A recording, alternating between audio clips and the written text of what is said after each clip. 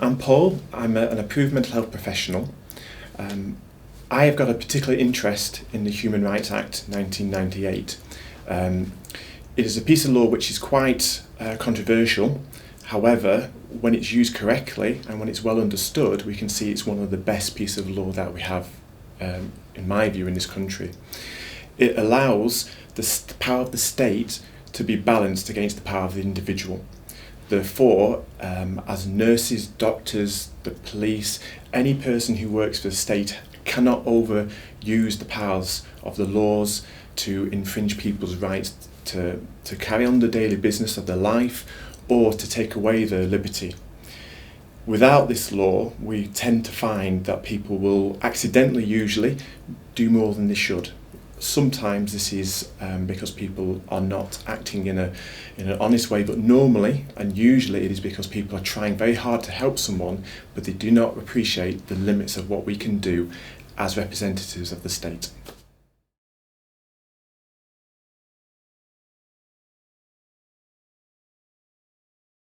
The Human Rights Act is vital in everything we do for the people of the country, because it tells us we can only act to interfere in someone's life when we are following the laws of the country which allow that, such as the Mental Health Act. We've got to follow due process. Where we don't follow due process, such as using the Mental Health Act in a correct way, interviewing people correctly under the Mental Health Act, where we do not give people access to their rights, then we do not have the authority to act, because the Human Rights Act says you must do it in a certain way. The state cannot act in an arbitrary way. It cannot just decide to do something because it wants to. And also, if the state acts, it's got to act in a proportionate way. It's not to do any more than is absolutely necessary to achieve the goals.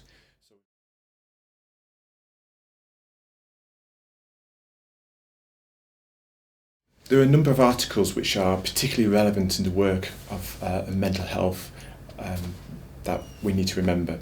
Article 2 is the right to life. That places upon workers who work for the state a duty to protect life. It is important that we sometimes take positive risks for people, whereby we don't interfere, we let people get on with their lives. However, there are limits to what we can do in terms of taking those positive risks. We have to make sure there's no clear and immediate risk to someone's life. If we fail to act, then we will be breaching the rights of that person.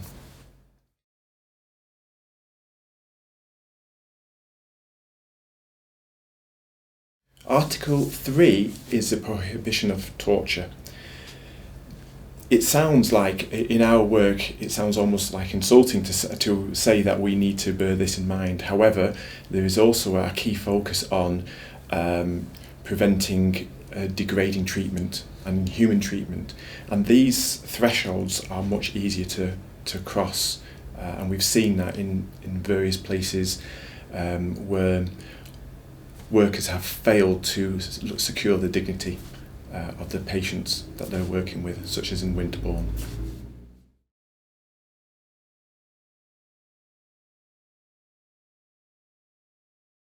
Article 5 covers the right to liberty and security of person.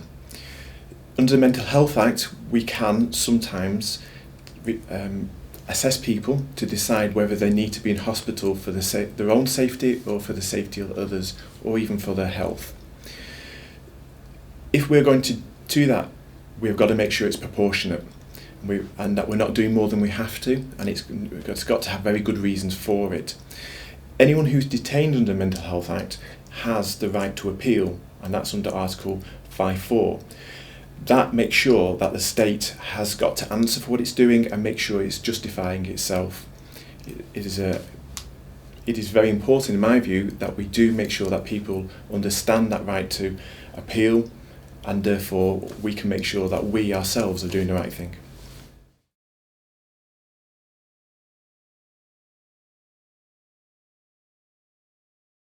Article 8 is the right to respect for private and family life. It is a qualified right, therefore we have to justify why we infringe that right when we do. It prevents us as a state and as mental health workers invading people's ability to go about living their daily lives.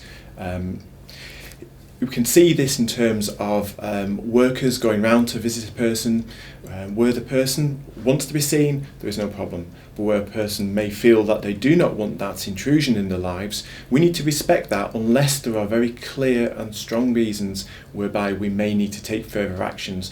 Often, that is when we need to be questioning if someone is at risk to themselves, risk to others, or their health is at risk. We need to start thinking, do we need to use a Mental Health Act? And that is where due process is very important in using the law correctly.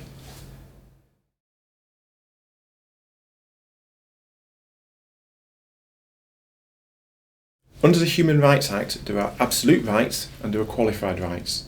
Absolute rights are where the state cannot infringe them. An example of that is the Prohibition of Torture. Under no circumstances can the state torture its citizens. And also, there is a prevention under that of inhuman or degrading treatment. Qualified rights enable us to act as a state to prevent people from harming themselves or others.